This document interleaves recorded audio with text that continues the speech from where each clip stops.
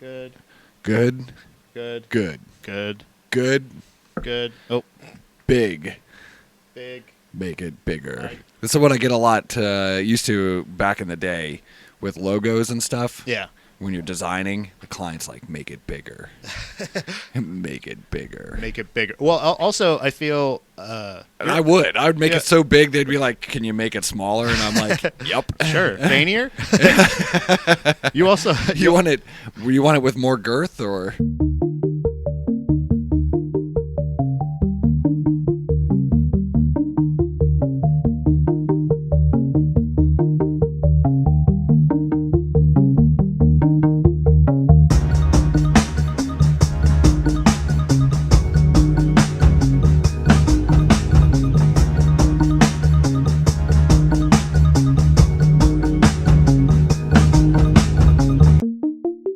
Hey, we're back. It is the 6am podcast. This is episode 1 of season 3. Yeah. Because why not? It's been almost a goddamn year, Jeff. It's been a year. Yeah. And boy, has it been a year, Pat. What Let me did tell you. You said the other day, I don't know, somebody mentioned at the gym, they were like, oh, how long has it been since you guys put out a podcast? And I was like, a couple months. Yeah, you said a couple months, and I was like, I'm not here to call you wrong, Jeff, but you're fucking wrong. You're wrong. You're dude. way wrong. In fact, I was so wrong that it was a year. Yeah. It was almost a year to the day. Yeah. So, I mean, but really, you really didn't do much in that time, right? No, I slept a lot. Yeah. I figured you caught up on a lot of sleep. I'd read a lot of books. Oh, yeah? Yeah, I took a lot of baths. Really? Yeah. You a bath guy? Yeah, I love the bath. Ice bath? I don't bath at all. You don't bath? No, I shower. Oh, okay. I'm not a bath guy. Well, I'm happy to hear that you at least showered during this time. Like twice. Yeah.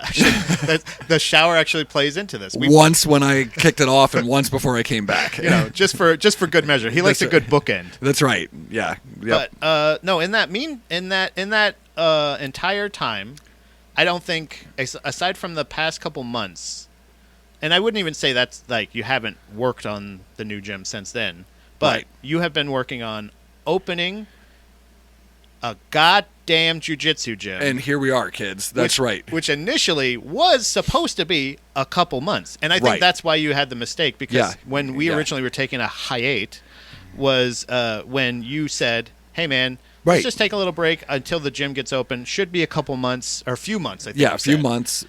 Right. Brogan thinks it's going to be a couple months. I think it's going to be a few months. I will say that I was not as optimistic as some of my partners in this, that when it was going to get done. But it's exactly what happened. We had found a space, guys. Look, this episode is just going to get everybody caught up on where we were. We're excited to be back, excited to have you guys back to listening to it. We're going to be talking a lot about jiu-jitsu because it's a jiu-jitsu podcast. Yeah. And the format's going to stay the same. We're going to talk about jiu-jitsu. We're going to talk about what's happening in the world of jiu-jitsu, what's happening with us in jiu-jitsu, and then we'll talk about what we're listening to on the turntable. Ask a black belt's back, and then that's what we're gonna do. But today we're gonna get you all caught up on where the hell have we been. Yeah. I mean, for the most part, I mean, if a podcast like ours drops off the face of the earth, everyone's like, meh, all right, well, I guess I'll go listen to something else, right? Legitimately, it's been a year of people going, when's the podcast coming back? That's right. When are you guys doing the podcast again? Right. And you know what? And it was good. It was one of those unfortunate situations in which I couldn't tell when that was going to happen. I am a partner in our new gym, which is Harrisburg Brazilian Jiu-Jitsu and Judo East. It's on the east shore of Harrisburg in Pennsylvania. And our West Shore location was at capacity for students, and we had this opportunity where we were going to start looking at gyms and looking at new spaces to help alleviate, not only to cater to people on the east shore, because I don't know, like for our listeners, we have some that are like across the pond, we have some that are across the United States, and most of them live here in Pennsylvania. Yeah. And there's this weird thing where we have a bridge that connects the West Shore to the East Shore. And for some stupid reason, this is like an impenetrable, like, dude. There's class lines. Like people are like, "Oh, you're a West Shore person. Oh, you go get the fuck out of here." Yeah, like, I don't go across the bridge. Yeah, you know? I don't understand it because it's not. There's no toll. It's not a huge bridge. It's not a huge bridge. It's a pretty nice bridge. Yeah, I mean in the world of bridges, I would say it's a pretty standard. It holds its own. But it's like it's a weird thing that it wasn't in Florida. Actually, it's very similar, but the bridge is a little bit longer, And it's St. Petersburg and Tampa have this weird thing where it's a very East Shore, West Shore deal. Like right. So so I'm sure this is not, and as you had pointed out, not unique to other areas, but there's always some sort of like man-made or natural barrier that keeps like people separated from each other. Nonetheless, this is still Team 3G. It's still third generation Brazilian Jiu-Jitsu. It's the same people that brought you West Shore. That's right, yeah. And York Brazilian Jiu-Jitsu and Judo. And all the other one. Harleysville. Yeah, well, no, because I mean these partners, these folks are the owners of like the West Shore gym, the York gym, and then we've migrated to the East Shore, and they've added me as a partner in that endeavor. And so now I am a gym owner on the East Shore, and it was trying. Let me tell you, we had accidentally found the spot, and I love to tell this story because it's a great one, and that is. And I'm sure everybody that's ever had to deal with, a real estate agent that's out of town, right? You're not working with a local person because you're in commercial construction and commercial buying. Right. A lot of times the people that own the property are from another state or somewhere else or just not nearby. Yeah. So. Ours was no different, where we had we had somebody that was looking for properties for us in the area that wasn't necessarily connected to meeting us in person, and we'd looked at some spots, and trust me guys when I tell you, this has been in the works for a couple of years. It hasn't been it wasn't just the year that we did this. We've been looking at spots and trying to determine where we're going to go. What are ideal, what in particular, I guess in your eyes, you were probably looking for something in particular, like right. I mean, exactly what we found is what we were looking for. So, I mean, and I'll describe it, and then you can hop on our website and see the space. It's a gigantic space. It's more mat space than I've ever seen in my jiu-jitsu life. It's awesome. Yeah. I mean, and we were really looking for something that was simple, that was open, that was flat. That had nothing but space and opportunity for us to build a very simple structure, guys. I mean, if anyone's ever been in a Brazilian jiu-jitsu gym, which many of you have. You appreciate that it's mats, changing room, bathroom. Yeah. You really only need like 4 doors in a jiu-jitsu That's gym. right. I think really total. Right. Right. That's it. And so it's not a complicated structure by any means, but we were just struggling with finding a space. But one day we were sent out to go look at another place, and we were given the wrong address, and we couldn't find what they were looking for. And it was in a strip mall type of environment. And there were a couple of open spots in there, and they were all tiny. So it was like, this couldn't be the right place. And one of my partners, David Brogan, found an empty lot, or an empty space, that was next to a Dollar General. And from the outside, it looks like it's a tiny sliver of a place. And it was all covered up. The windows, you couldn't see in it. But the door in the back was open. And I assume it just meant come on in. Yeah. So he went on in there, and it was dark, and of course, and it smelled like cat piss, and there had been squatters in there. Anyway, this space was glorious. Yeah. It was perfect. It was complete. It was actually the second half of what the Dollar General now occupied. It used to be a grocery store, so it was a huge place. Right. And they had divided it, and the Dollar General had this one side, and the other side had been left empty for almost 10 years, and the real estate agent and then the owner of the property was like, "Yeah, if you want to take a look at it, we'll give you a good deal on it," and they sure did. And then we started the construction process, and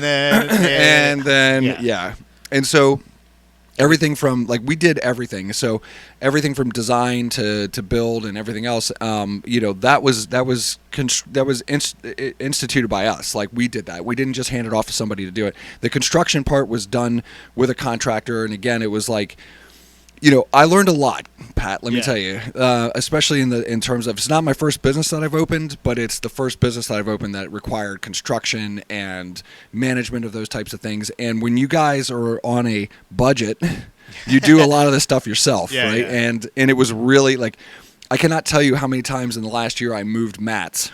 Yeah, I mean, I remember the saga of, because I remember when you announced the mats were in. Yeah. And you're like, hey, can anybody who can help out with the mats? Then we found out the saga with the mats and how they were acquired, and who they were acquired from, and the person you're dealing with, and the companies, and all this other stuff. And it's and just that one particular, and that's the thing, is if you look at every aspect of the gym, and you have to go all right, well, the walls are white. Well, somebody had to decide. Somebody had to pick paint. Somebody had to buy paint. Somebody had to put the paint on. All this, each thing has 15 different steps to it.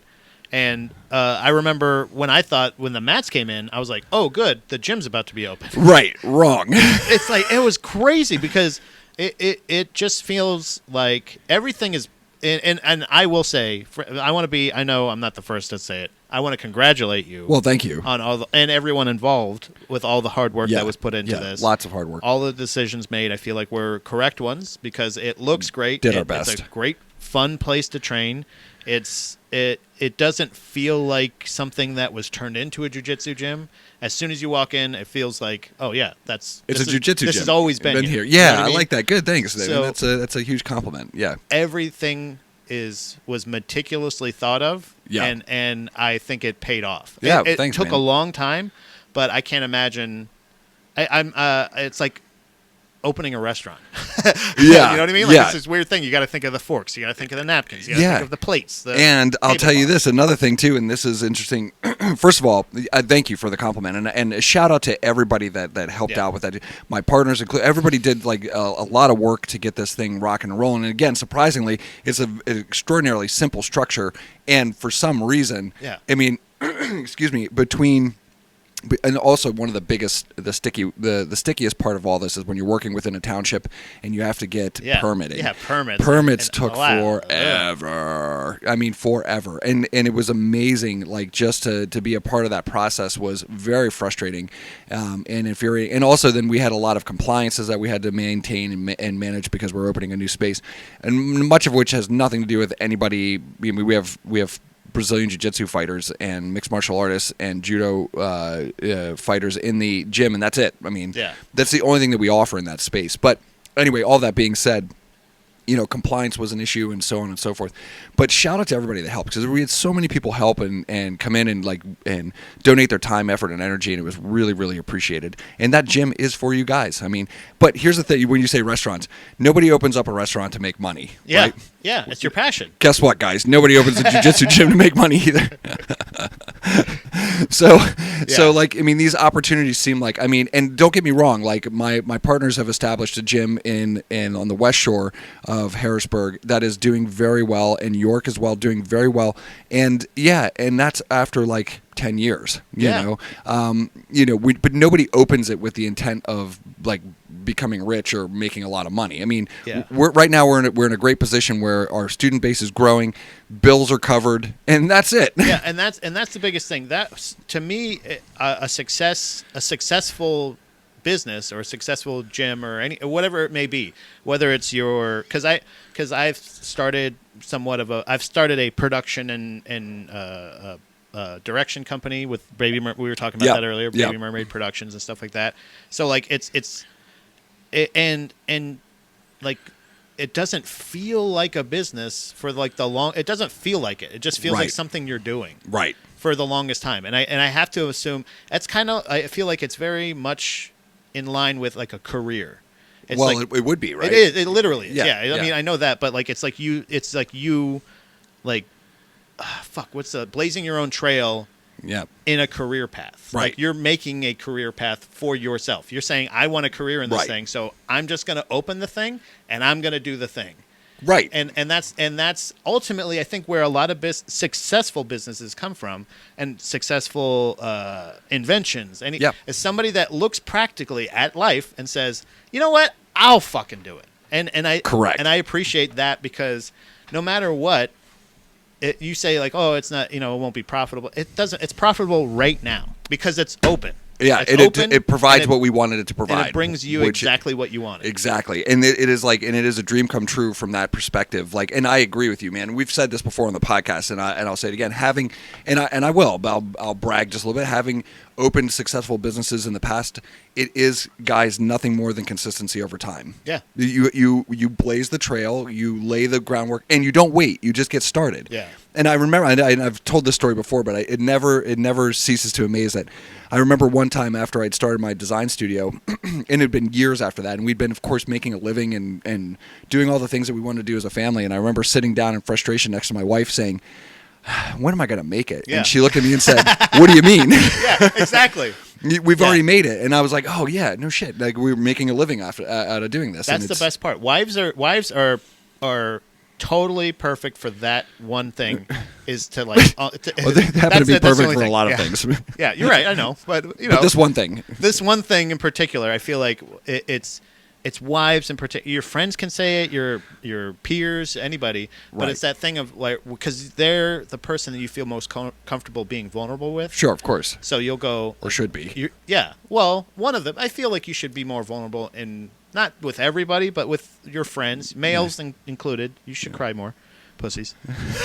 But I feel like there's a interesting thing with like wives that where they kind of see the thing of. It's also they're invested in you too. 100%. So like you saying that is them going like, no, idiot. I can see you're successful, and I think you're successful. Right. So like you should think that way a little bit because.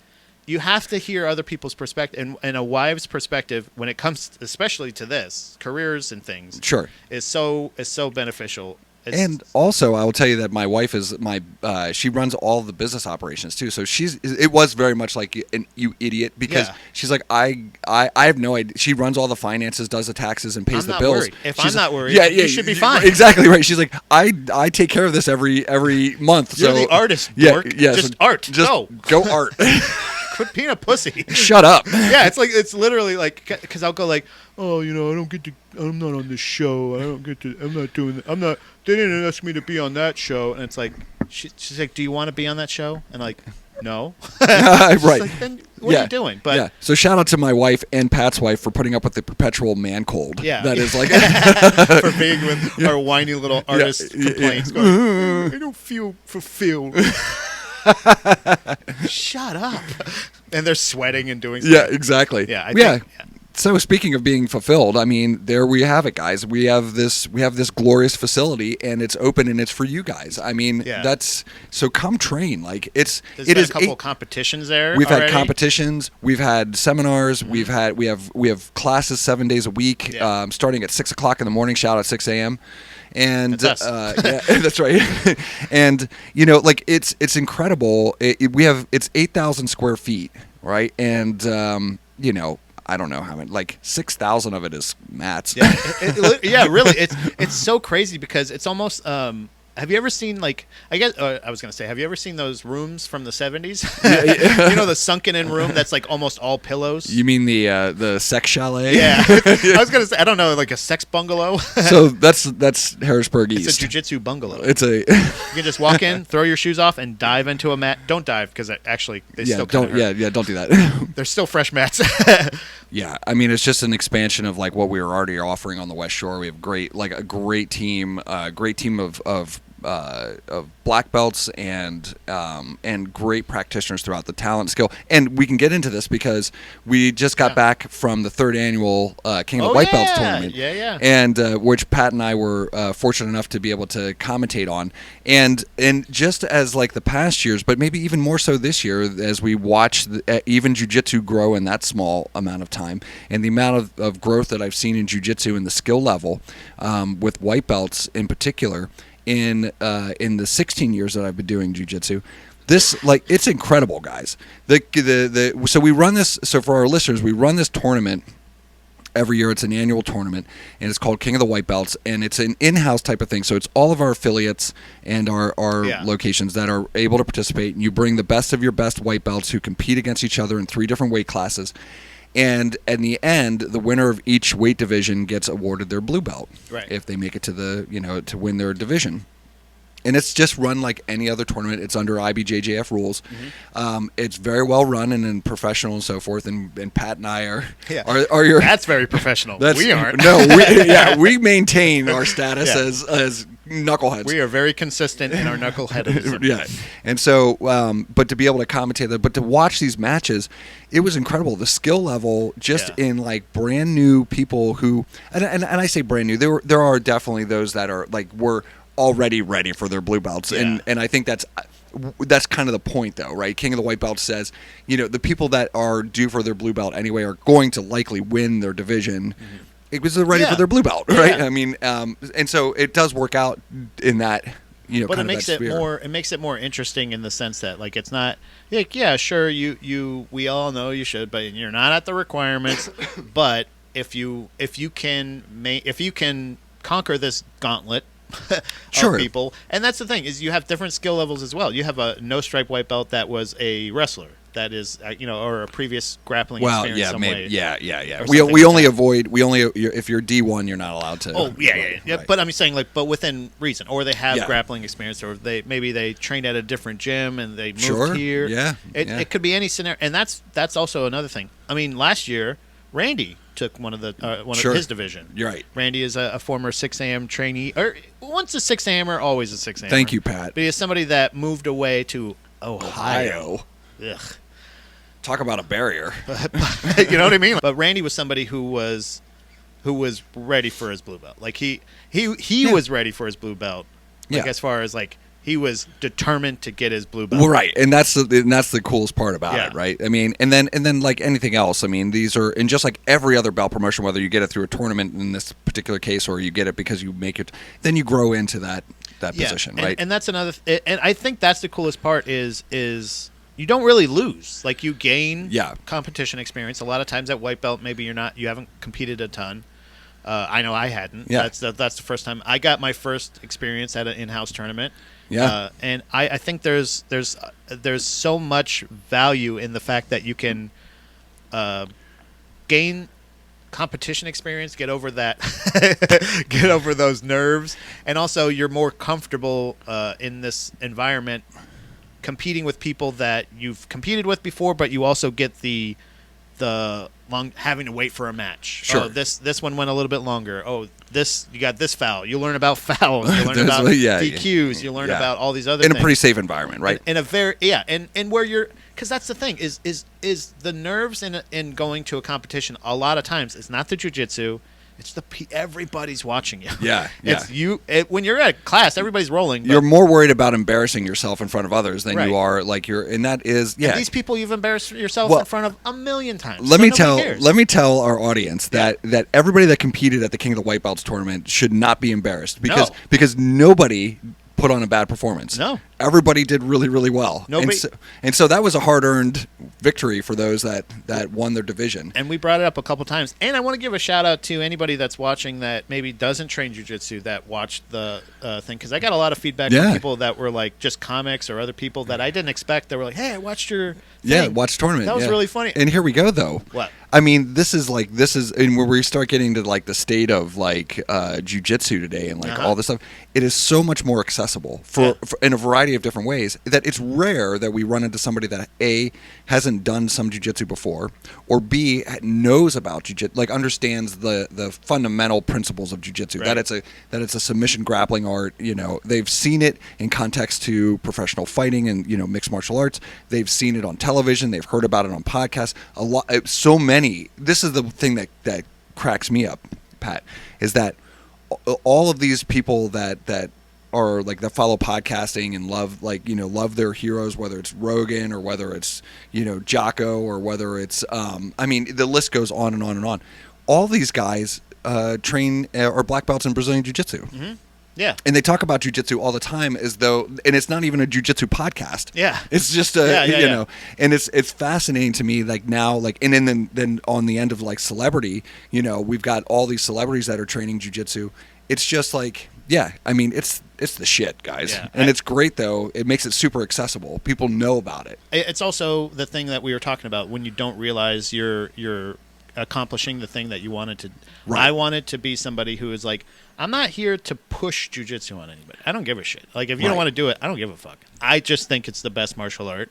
I love training it. Right. So if somebody ends up liking me and ends up checking out jiu-jitsu because of me or because I do it or I suggested it or something like that. Right. That's the ultimate compliment in my opinion, because that's somebody trusting your opinion and then also getting an introduction to it one way or another, whether it be training, watching a competition and being like, oh, that's pretty funny. It can be fun. Sure. Like, oh, look, it's not. And you're not necessarily going to get that at every gym. Not every gym thinks it's fun to joke Or around funny. and tickle. But I do. So if you want to have some fun, come train with me. It is inherently fun. Yeah. I mean, like whether you're getting rolled up or tickled by Pat, I mean, there are varying degrees of like seriousness. For me, it's always serious fun. Like or I wouldn't do it for this long, right? It's something that is rewarding in ways that you can't describe until you do it. But understanding that like it is by nature just fun. It's fun to roll with people. It's fun to learn new skills. It's fun to learn that you're capable of doing things that you did not know you were capable of. Right. And it's really fun to add a sense of reality to your current, like for me, and I think for a lot, and I can't speak for women, but I can speak for men on the most part, is that most of us feel like we know how to defend ourselves or how to fight until we find people that know how to fight. Yeah. And then you're like, oh shit. Like, oh man. Yeah. And for me, that was fun. Like, I don't know why, but that always cracks me up. And even to this day, like even as a black belt, when I've got somebody who's super skilled, and it doesn't matter whether they're a white belt or a blue belt or another black belt, when they like tie me up in a pretzel or do something that I hadn't seen before, it cracks me up. It was today. I was laughing the whole time when we were rolling. I was like, but that was me doing it to you, though. Yeah. Well, I still thought it was funny. So I agree. But it's hilarious. It's one of those situations where you're like, oh shit, I'm doomed. Yeah, right. You know I'm doomed. There's nothing I can do. Exactly. And I know I'm not in danger because I'm not rolling. Like, what do you do? You're the captain. Right. You know what I mean? This is all Captain Phillips here. Yeah. You're the captain now. Right. You can do whatever you want. I'm just here to I'm here to learn. Two things I want to point out because you said it, Okay. and the first one is because it's the closest one to what you just said was that you're most comfortable when it's somebody that is outskilling you, right? Like where you're in that position. But here's the thing: just like we said with the King of the Wipeout tournament, there's so much skill on the mat right now that like it's hard. It's hard not to be in whatever scenario you're in to be outskilled in one portion of jiu-jitsu or not. Like, I mean, or another. I mean, I would say whether it's passing, whether it's from your feet, whether it's from, some guard, like, and I mean, in any variation of those guards, whether you're in the gi or no gi, because that's something else that we've done is in the past couple of years, we've brought back no gi as part of a core curriculum in our gym. Mm-hmm. We did have no gi for a while, and then our no-gi instructor had left or our primary no-gi instructor, and so we kind of just filled that gap with gi training, and then we brought that back here recently, and we have several no-gi classes that take place every week, and I teach most of them. But we have a great one on Saturday morning as well, and the thing is that like it changes the dynamic, and then there are people that really thrive in the no-gi environment. And then there are people that thrive a lot in the gi environment. Yeah. And then when we mix them all together, which is what I'm trying to do now, is that you guys just thrive in all environments. But it's just fascinating to see you're always in danger. Yeah. Like every time I roll with you animals, I'm in danger of something. Yeah. And it's great. But the other thing too is that you had mentioned this a couple of minutes back, and it was really, really cool. And that is essentially what you said is if you like it, then what else is there? And are you familiar with Rick Rubin, music producer? Yeah, okay. yeah. That's something that he says. He's a Zen dude. He is. You guys, if you're not familiar with Rick Rubin, you should take some time to listen to he's been doing a lot of podcasts lately, like interviews and so forth, really? Talking about his process. I didn't know that. He just put out a book in January. I have not ordered it yet. I want to get it. It's on creativity. And he shares a lot of the same ideas that I have about creativity and so forth. So, like in some ways, it's very serendipitous and it's simpatico. Like I think we think a lot alike. But one of the things that he says is because they're asking him about his process and how he makes all this phenomenal music or how he produces all this, and he's like, his only measure is whether he likes it or not. Yeah. If he likes it, then he feels good about that. Excuse me. And if he doesn't like it, then that's okay. And at this point, like and that's the thing is I is trusting the process. Like trust it. Yeah. Like try it. Like this is not the best contribution to the Rick Rubin talk because he's such a prolific dude. Yeah. But I always thought I wanted to be a painter. I always thought I wanted to paint. And I kept saying how much I want to paint and how much I want to take a class and how much I want to do it and how much I want to do it. And I've walked past art supply stores. I've walked past the aisle. Oh, look at that. I figured out, Jeff, I don't want to paint. Right. I admire painters. Yeah, you admire them. And right. that's okay. That's good. That's something that I admire and I see people do. I love paintings. Yeah, you love them, and I right. love the fact that I when I see a piece of art and it makes me feel something or it moves me in one way or another, and I trust that instinct. And when I buy that painting and I hang it up, people come over to the house and they go, "What? That's a great fucking painting." Right. That's the same idea. It's that he's simply curating creativity.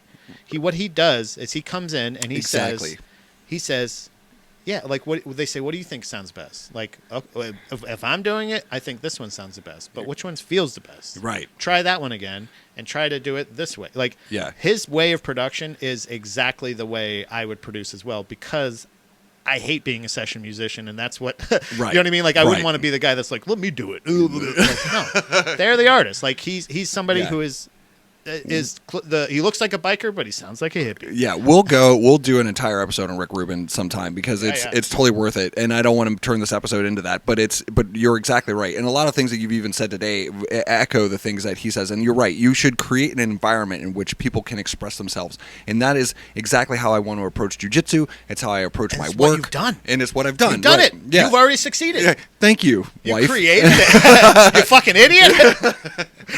Yeah, and that's so like a lot of that resonates really, really well with me. So like, yeah, and you're right. You're exactly right. That is the place that you want to be. So speaking of which, the world of jiu-jitsu.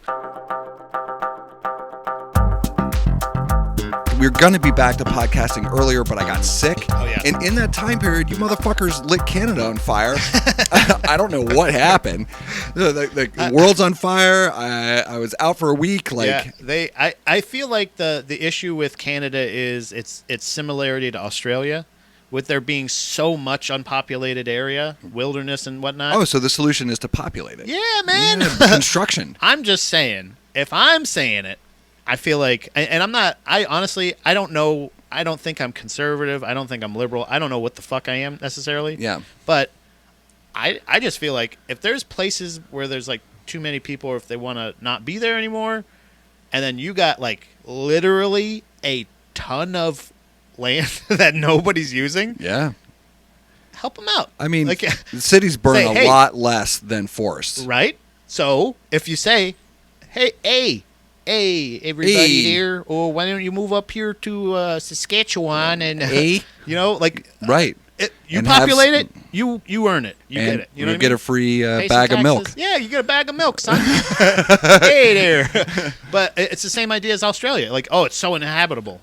Is it really? Like, I mean, I'm sure you could habit it. I mean, we've seen some pretty inhabitable places. Yeah. And then be You're habitated. saying the only place that people can live is the beach? Fuck off. Go inside. Go in there a little bit. You're scared of snakes? They're your snakes. Yeah. Do it. Yeah. So I feel like I think there's plenty, but you're right. Yeah, we accidentally lit a doob and threw it out in the woods. And, next thing you know. Oops. Next thing you know. And it's Quebec even. Yeah. The French fires. That's why nobody wants to help them. They're just like, no thanks. Yeah. So anyway, so jiu-jitsu today. Is the gi dead? Oh. Is the gi dead, Pat? Well, because listen, this is and I'll bring this topic up because this is as our camera goes out. Son of a bitch. Cat problems again. He loves gi jiu-jitsu. That's why.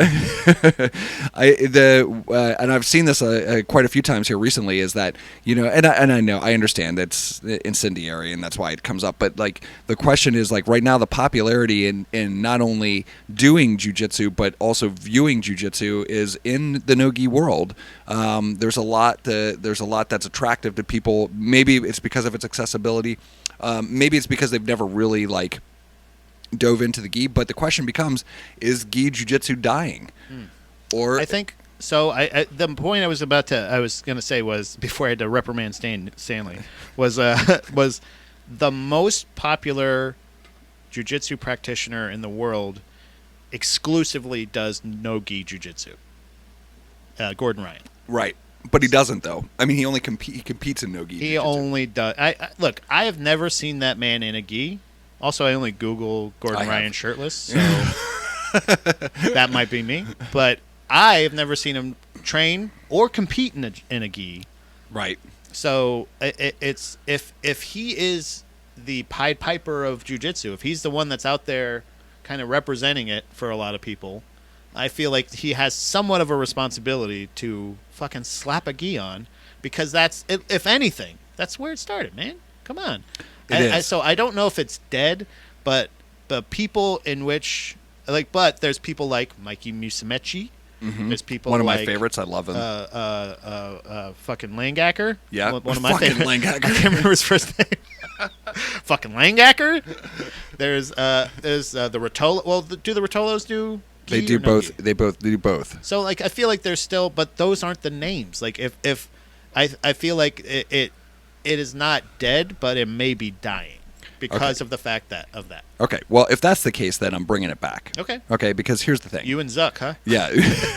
Zuckerberg. Yeah. I mean, wait till I see that motherfucker on the mats. I can't wait.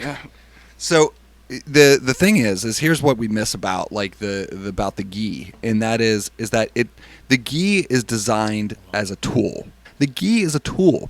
It is to simulate clothing that somebody would be wearing on the street, whether that's a hooded sweatshirt or a jacket or a t-shirt even. Yeah. And these things, or pants, because lots of people wear pants. Not everybody. Yeah. Unfortunately. But the whole point of the gi is that, and the reason it is so durable, so thick and heavy and so forth, is because you use it as a training tool. You don't want to have to go. You're not going to go through. That's a good point. Yeah, you're not going to wear a sweatshirt every time you go to have it torn up and then have to go buy a new sweatshirt. You have a gi. The gi can be washed and reused, and you can practice with that tool. But it's a tool, guys. It's still jiu-jitsu. It's jiu-jitsu. Like, it's not because you have to wear a gi or a traditional uniform to go out into the world and do jiu-jitsu. Now, Jeff, here we go, right? If I may play a little devil's advocate, if I may. You may. Is it maybe part of the reason that gi jiu-jitsu is failing, dying, dead, whatever, is because of the price of gis? Is the no gi just a little bit easier because all you need is just a shirt and shorts that don't have pockets? That don't have pockets? No pockets. No pockets. Guys, remember that part. It's very important. Okay, well, and then I will see your devil's advocate and raise you one fuck you, and here it goes. Fuck you, devil.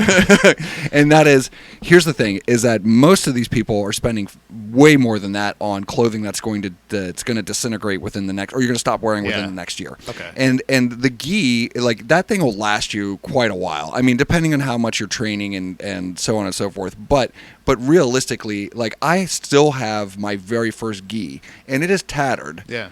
But I still have it. Yeah, you and Galino got me that gray one. I still wear it. Yeah, I mean, and so that's been years. I mean, and that's so. I mean, and if you get a bunch of gi, and there's lots of gi sales and so forth. And yes, I agree with you. There are gis that are very expensive. Like, you can spend upwards of $250 on a gi.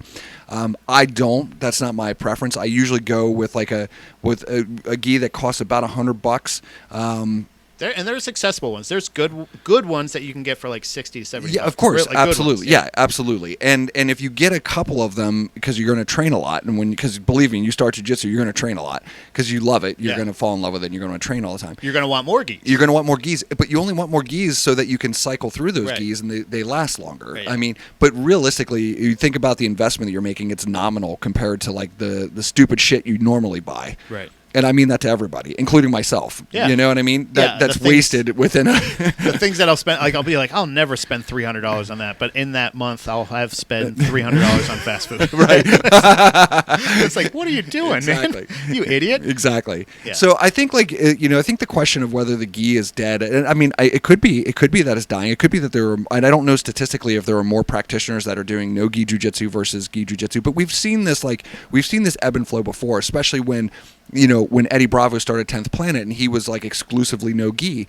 and we saw the popularity in the gi drop and no gi go up, but then it leveled back out again, and it'll continue to ebb and flow. But just remember that if you're somebody that's like, I hate the gi, then essentially you just hate wearing clothes. You don't like jiu-jitsu. You don't like jiu-jitsu, right? Yeah, I wonder if because there's no belts, really, right? There's ranks, right? Like, do they have... Sure, I mean, you can still get belted in no-gi jiu-jitsu, but it's... You just take it off and throw it off. Right. You don't ever wear it. Right. So if a black belt ends up getting submitted by somebody else, or if a brown belt, I wonder if there's a little ego preservation in there, maybe, or... So the way the world looks at no-gi jiu-jitsu is more akin to whether you are a beginner, a novice, or an expert.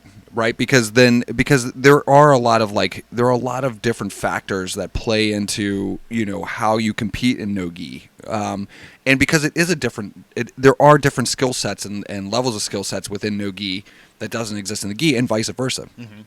Because you could take somebody that's practiced no-gi their entire jiu-jitsu career, and they could be a black belt, put them in a gi, and then all of a sudden they're like a fish out of water. Yeah. And so for me, in my estimation, and to our point earlier when we were starting with what the world of jiu-jitsu is that Gordon does wear a gi. I've seen him wear a gi. I've seen him train in a gi.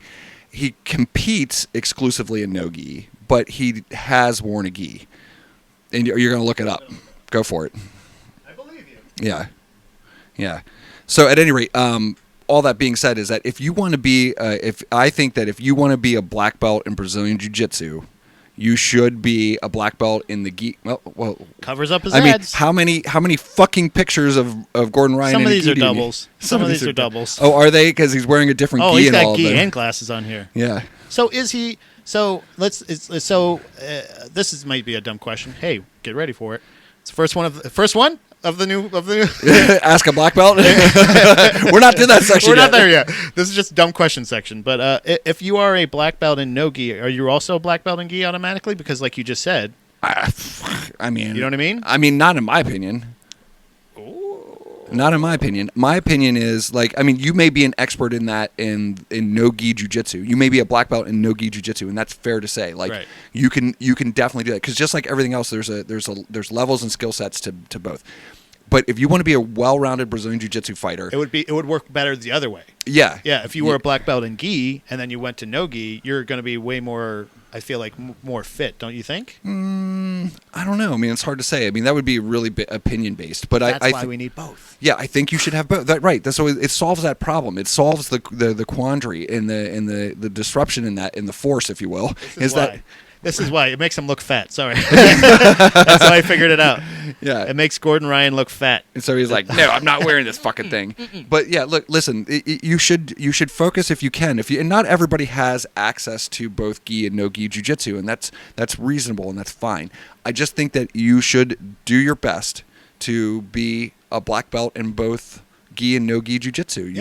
You should, and I don't say I think it's. To qualify that statement, I don't think that you need to go and compete at black belt levels at both gi and no gi jiu-jitsu. In fact, I think that for many practitioners, you don't have to compete at all. That's not necessarily your objective. Yeah. And I'm saying you need to be familiar with the mechanics and understanding of no gi jiu-jitsu and gi jiu-jitsu. You don't have to be the greatest athlete in both to deserve your black belt, but you should understand how no-gi jiu-jitsu works as a black belt in Brazilian jiu-jitsu. Yeah.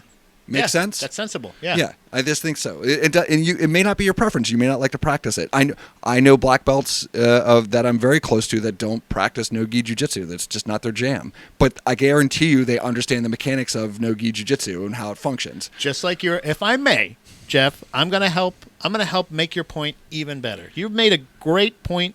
Not only that, but also excellent argument for both, but definitely for gi. Yeah. Right? Like you were saying at the beginning. And I love both, by the way. Yeah, it's to simulate when you're wearing clothes. Right. You don't think you're ever going to get a fight at the beach? You don't think you're ever going to fight somebody at a public pool? Have you ever been to a public pool? This is exactly why I stay out of public pools. That's why you need no-gi jiu-jitsu, because you're going to be slippery and you're going to be in a bathing suit. That's right. And it's going to be some middle-aged mom that you're yeah.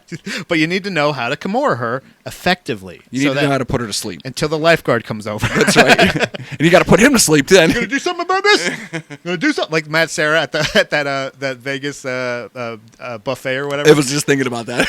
It's the security guard comes over. He's like, "You're gonna do something." The cops come over and he's just like, "Hey, are you gonna arrest him?" Like he's like talking to him. He's in flip flops, dude. Two biggest fears of mine are until I started jiu-jitsu, was getting into a fight in flip flops. Okay. I was nervous about that, but both no gi and gi, you do barefoot.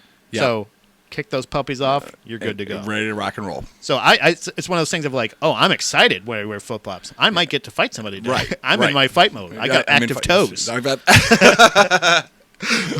but next biggest fear is to die at work. I never want to die at work. Right. That would be awful. It would be awful. Yeah. Except for me, because that is my dream. My work is jiu-jitsu. So Died literally doing what he loved. That's right.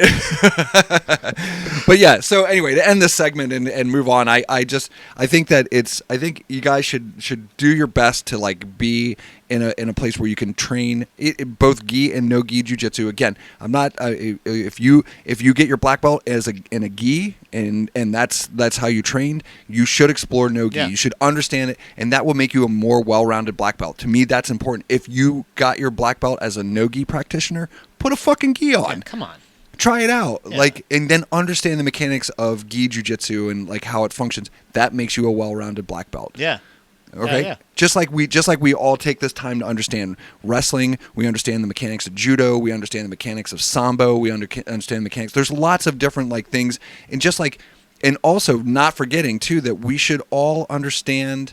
As Brazilian Jiu-Jitsu practitioners, we should understand how strikes are thrown. We should understand these things, not because we're experts at striking, but because we understand the mechanics of how a strike is thrown. I understand now. And how to block it. Well, yeah, exactly. That's defense is the biggest thing too. Is by taking a couple months of MMA classes. Yeah. Learning the fundamentals of striking, Yeah. blocking, Yeah. where your footwork, stuff like that. Right.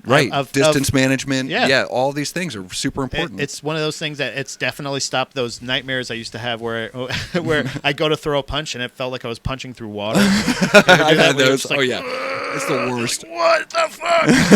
Like, I was just fighting you, and I was like, oh, my arm's really tired right now. I don't know why. It's because I didn't know. It was a fear. It's a fear you have. So once you know how to do it, that's the thing. Is once you learn how to fight, it's one of my favorite quotes. It's actually down in the bathroom right now. It's a quote I love. You cannot consider yourself a peaceful person unless you're capable of fighting. Oh, interesting. Yeah. So otherwise you're just a fucking pussy. That I added that part. Well, that was in the quote. Okay. Yeah, that's not part of it. That doesn't fit on the pillow when I'm sewing. Fucking, I ran out. I just got 2 S's. Damn it. Get a Sharpie marker out. Pussy. So, what does a well-rounded? What can we do when we experience a well-rounded black belt? We can fight them, or we can ask them. That's right. Ask a black belt.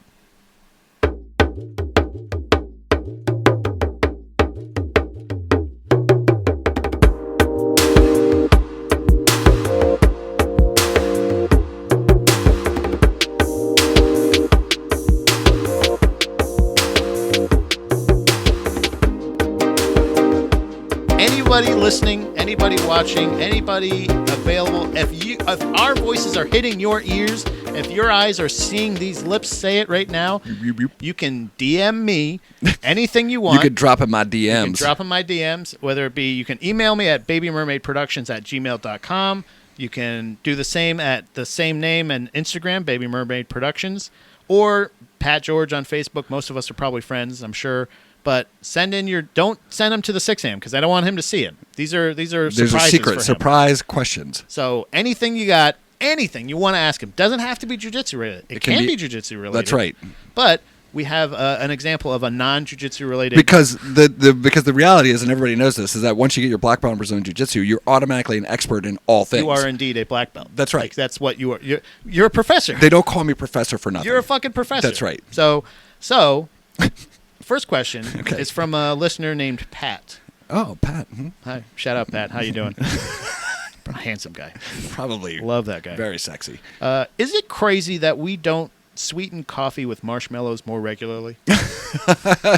Well, I would say yes. I think this is strange that we don't do this. And I'll tell you that I have, in the last several months or so, I have gotten on the creatine train, if you will. What does that mean? Choo, choo.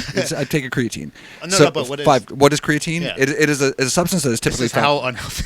Yeah, no, that's okay. A good example of how unhealthy I am, I took all of my vitamins by accident all at once, and I threw up. You're like trying to save time. Like fish oil. Turmeric. Like too much health. So when you say creatine, my mind, your mind automatically goes. My mind goes, huh? What? So creatine is found in meat and in other products, especially like related to like protein, but it helps develop. It does a variety of things, but there's speculation that it helps with mental cognition. Ooh. It definitely helps with lean muscle mass and then joint health as well.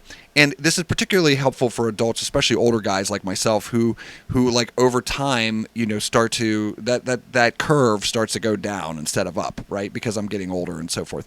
And so I was turned on to this. It's just 5 grams a day. It's nothing major. It's a small scoop, and I put it in my protein shake. But all of that to say, getting to the marshmallow question, is that this morning when I made my shake, and I make it with almond milk, vanilla almond milk, bananas. Protein powder, creatine, and a banana. And you eat that before the gym or after? After. Okay. Yeah, I can't eat before the gym. Yeah, it's I like to fight hungry. Yeah. But anyway, today I was like, I didn't have almond milk, and I only had regular milk, and it's just not as like. I don't know, it's not as sweet for me. Almond milk is, I think, like flavored usually. Do you get the I get the vanilla almond a little milk. sweetened? Yeah, and it's just like perfect. It's not too sweet, and it's also I've been trying to avoid as much dairy as I'd been, and it's been very helpful on my guts. Thank you very much. Yeah. So anyway, all that to say is that this morning I was like, I just want it to be a little bit sweeter, and we had some like Cocoa Krispies that were in a container that had been sitting there for like months that nobody's gonna eat. And I just poured it in there, and it made it perfect. And so that was like there's an artificial sweetener right there. Yeah. And so your question is, why don't we sweeten our Cocoa Krispies roll? Yeah, they do roll. Yeah. Why not sweeten it with marshmallows? If I would have thought about it, I should have just thrown some marshmallows. Lucky Charms. If Lucky Charms, it would have been perfect. But yeah, we should sweeten our beverages with marshmallows more often, whether it's coffee or tea or whatever. Yeah, hot beverages seems right. Yeah, like a hot coffee with a couple of marshmallows in it. Also, by the way, is that how you spell creatine? Yeah. Really? Yeah, that's how you spell creatine. Really? Yeah. CREEATINE? No, it's not TINE. Damn it. I think it's TENE. Damn, I thought it was crazy. All right, nice. That's 2 wins. Yeah. We do have another listener question. This is another person named Frank. You know Frank. I do. What is a song? Sorry, I wrote this, by the way. This is my transcribing of it. Listen to Notably Relatable. You'll hear me read a lot more. I'm sure they couldn't wait. Yeah. What is a song that is overdue for a good cover? So, like, a good example, in his opinion, was he thinks Tears for Fears, Everybody Wants to Rule the World. Wow. And boy, so here's the problem with this question, Frank, and I actually think about this quite often, is that the person doing so many of the songs that are so good that I would love so much, I never want anybody to fuck with. Right. So I'm like, so really it has to be in that kind of middle of the road where the song was like, you're like, this song had potential.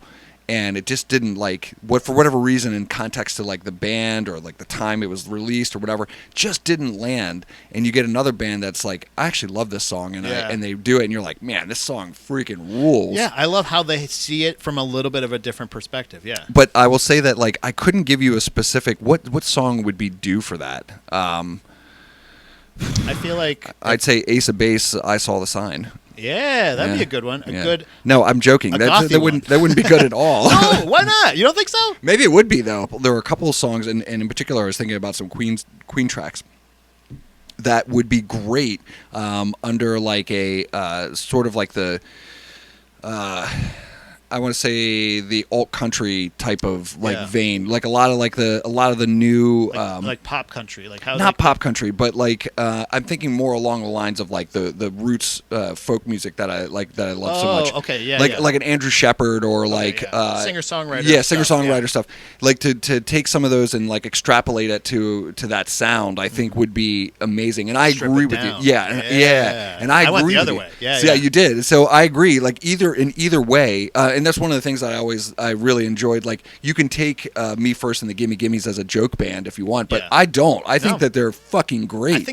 I'm pretty sure I have every one of their releases. I do have too. a physical copy for sure. Like from when I don't have a physical copy of every release, but I do have a couple. The newer ones, I think I've bought a lot more digital. But you're right. Me First and the Gimme Gimmes is a band that is exclusively a cover band that covers each album is themed usually. Yeah. to a specific genre or time period, and that I think is a great example. Yeah, and now they're a punk rock band, so they make punk rock tunes, Right. and they make it out of all these songs. But but a rock and roll song, that has 3 chords can be played in any style. Yeah. And I think for people that can understand like how it can move from one genre to the next and still communicate, maybe in a different way than it did before, is really special. I was just listening to Whitney Houston, "Where Do Broken Hearts Go?" because of Me First and the Gimme's version of it. Yeah. Me First and the Gimme's version of that. Yeah. "Where Do Broken Hearts Go?" Their version of that, I'm not saying it's better, but they are somebody who I feel like is equipped to cover songs that you had no idea you wanted covered. Right. Right. A song that you had no idea you wanted to hear. I think that's the point of this. Yeah, That this exactly. question is like This is was a no really answer. great question, Frank. Right. This is one. We could do a whole episode on this question. But by the way, Tears for Fears, Everybody Wants to Rule the World. Yeah, great song. I would love to hear I want to hear Marilyn Manson's version of it, but then Yeah. I also want to hear Dragon Force. You know what I mean? I don't know. I want to hear. Yeah. I want to hear different takes to it, because that's the thing is, no matter what, artists are artists. Yeah. And the people that are actually going to take the consideration and actually meticulously say, "I love this song. Well, this song is perfect." I'll give you. How can I do it justice? Yeah, and I'll give you a perfect example, and then we can move on. And that is bringing it full circle back to Rick Rubin. That's what he did with Johnny Cash and that 9 Inch Nails song, "Hurt." I mean, it's a great song. And I think it made that song so much more accessible to so many more people that were like, "This is the most beautiful song that Johnny Cash ever wrote." And then you're like, "Wait a minute!" You're like, "Johnny Cash didn't write that song. Yeah. Trent Reznor did." And but those people would have never listened to that song from 9 Inch Nails, right? Yeah. They would have listened to it only from Johnny Cash's perspective. But it changes, and it doesn't all at the same time. It's still as melodic and beautiful as a song as it was. Yeah. It puts it in a different, in a relatable terms, because it was sung by a guy who was at the end of his career and was older, and and it was resurgence of his career. But you understand what I'm saying, right? Like his final resurgence. final, that yeah. kind of his end of life. It was though. Yeah, it was like his last end breath. of. Yeah, Yeah. It was amazing, right? Yeah. It was an amazing choice. I think honestly, some of his best work. Yeah. Some of his best work, and most, because when he's like, "I gave my wide open," it's kind of like, he doesn't sound sad. You know what I mean? I need him that he sounded hurt. Yeah. Frank, And- that's maybe the best question we've gotten. Hey, pound off in the comments if you think there's a song. Write it down underneath, or do whatever. Send us. I think this would be. A good Yeah, one. and if you think Pat's an idiot, just say, "Pat, you're an idiot." Yeah, tell me I'm an idiot. It happens a lot, more than you think. All right, so I think that just leaves us with our last thing. Speaking of music, Yeah. What's on your turntable, Pat?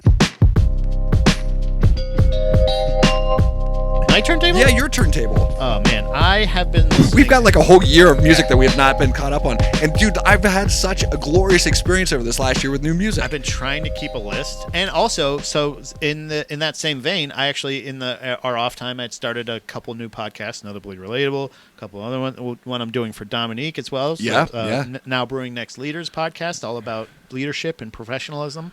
I'm not on that one. Yeah, on purpose. I'm not on mic for that one. but also a podcast known as Drag the Lake, where a buddy of mine, Andy Malafrina, fellow comic from the New Jersey area, we talk about bands that we loved growing up, or like 2008, 2006-ish area. Yeah. Metal, rock, hardcore, to now, punk music, a lot of that stuff. Thus the name, right? Because I was like, there's Yeah. there's a band called Drag the Lake? Yeah. There's also a song, one of our favorite songs is called Drag the Lake, or that's a lyric from it. It's called Floater from Every Time I Die. That's equal. It's one of our favorite songs by them, and we thought that's kind of perfect because we're just kind of going back through a lot of the old music we used to listen to. Yeah. But in the meantime, discovering new music, new bands, as well as bands that we never gave a shit about back then. Yeah. A band that I've really grown to love lately has been Jesus Piece. Okay, not familiar. Jesus Piece is a hardcore band from Philadelphia. I had no idea. Yeah. While we're talking about bands that we were getting used to or like loving when we were young, or just basically what we were already into, this other band kind of snuck in, and it's something that I found online. I ended up going to one of their shows recently, and as I was going to the show, I was like, I'm going to find out a little bit more about them. I've only heard a couple songs from them from like suggestion from my buddy Andy. And I was like, they're really good. I like them a lot. Found out they're from Philadelphia. I'm like, oh, that's really cool. I'm going to go see them in Philly. That's cool. That's hometown guys. I get to the show. I found out it's their record release party. Okay. For this album called So Unknown, and from start to finish, it is one of the most refreshing. Well, do you mind if I make a note? Yeah. It's one of the coolest new hardcore albums. Hardcore. That has come out in a long time. Not metal, not a lot of frill, nothing.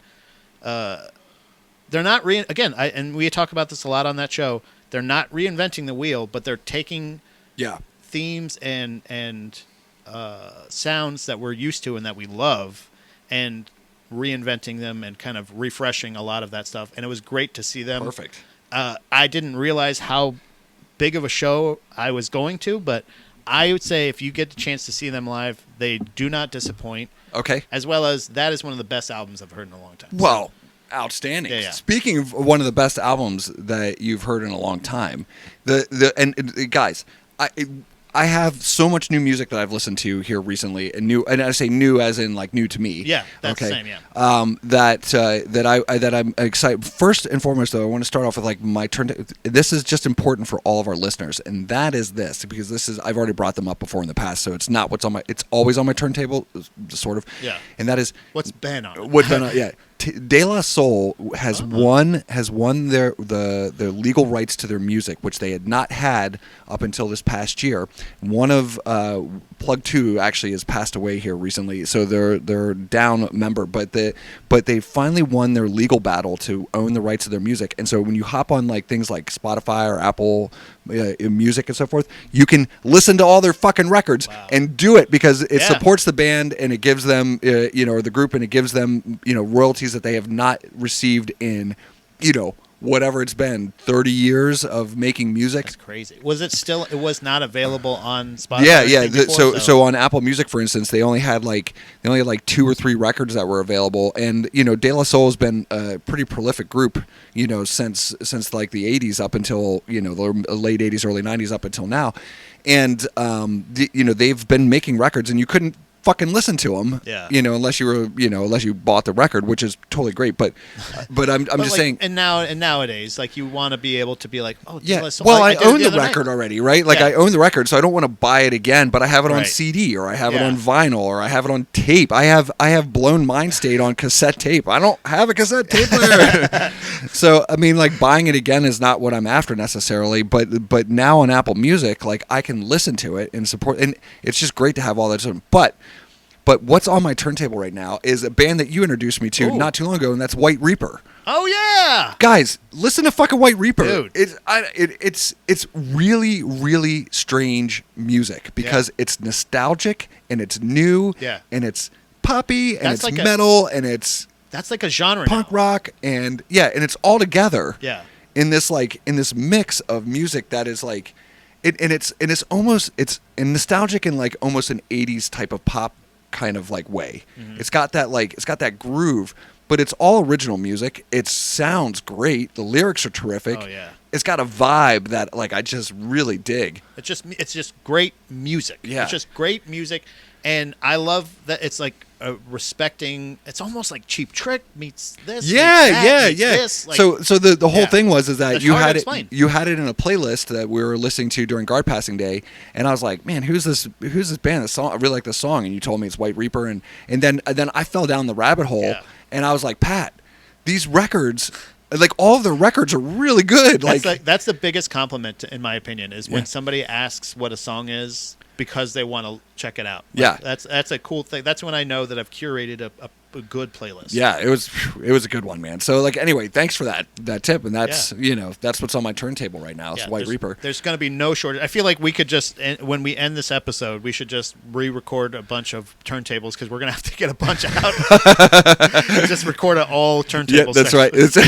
episode. We'll start a whole podcast on turntables. Yeah. Well, I mean, really, like our Rick Rubin episode will have to come out eventually. Yeah. And we also wanted to do that comp episode we talked Well, about. I'll tell you what, we will do that, and this like the Rick Rubin episode will be an easy one to segue and connect to jiu-jitsu because it's about the creative process, right? It's about how you see yourself, and how you see yourself in that creative process, and about mindset. There's all kinds of good shit to come out of that. And if you guys get an opportunity, go listen to some interviews that he does about his work and how he thinks, and I think you're going to relate a lot to him, but also you're going to admire like his bravery and sort of his candid nature and like his connection to like the world. He's not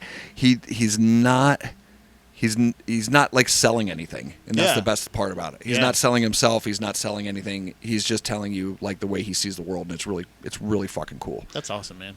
So anyway, this does it for like episode 1, season 3, 6 a.m. podcast. Yeah. How do you feel? I feel great. Yeah. You ready to do another one? I am ready. Let's do it. Let's do it.